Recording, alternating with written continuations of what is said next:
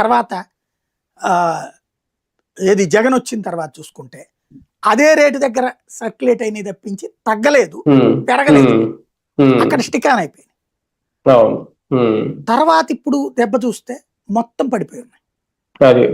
ఇప్పుడు పడిపోయి ఉన్నాయి. దీన్ని లేపడం కోసం ఈ చట్టం తెచ్చారు వీళ్ళు. ఈ కాన్సెప్ట్ చెప్తున్నారు.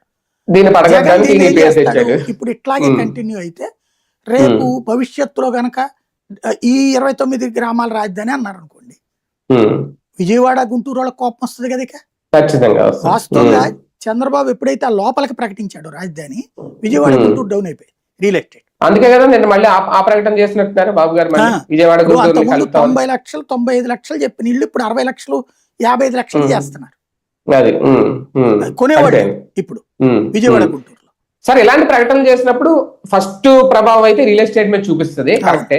కానీ నిన్న జగన్మోహన్ రెడ్డి గారు చేసిన మావిగన్ అనే ప్రకటన జస్ట్ నిన్న ఈ 4 రోజుల నుంచి జరుగుతున్న ఒక హైడ్రామాకి స్కిప్పింగ్ ఆప్షన్ లేదు, రేపొద్దున భవిష్యత్తులో అధికార మార్పిడి జరిగి వైసీపీ కనుక అధికారంలోకి వస్తే నా రూట్ మ్యాప్ ఇది అని ఒక క్లారిటీ ఆమె ఇచ్చినట్ట. అదే క్లియర్. జగన్ ఇది వరకు 3 రాజధానులకు వదిలేసినట్టే, అది ఇంకా అయిపోయింది, ముగిసిన అధ్యాయం అంతే.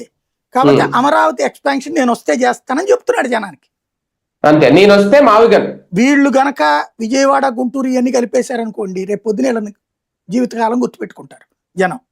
అవును, అప్పుడు జగన్ ఇప్పట్లో రాకపోవచ్చు.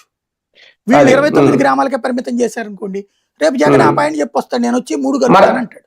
అలా అనుకుంటే హింట్ ఇచ్చి తప్పు చేశారేమో జగన్. ఇప్పుడు లేదు, ఇప్పుడు అలా వీళ్ళు చెయ్యరు అని తెలుసు అతనికి.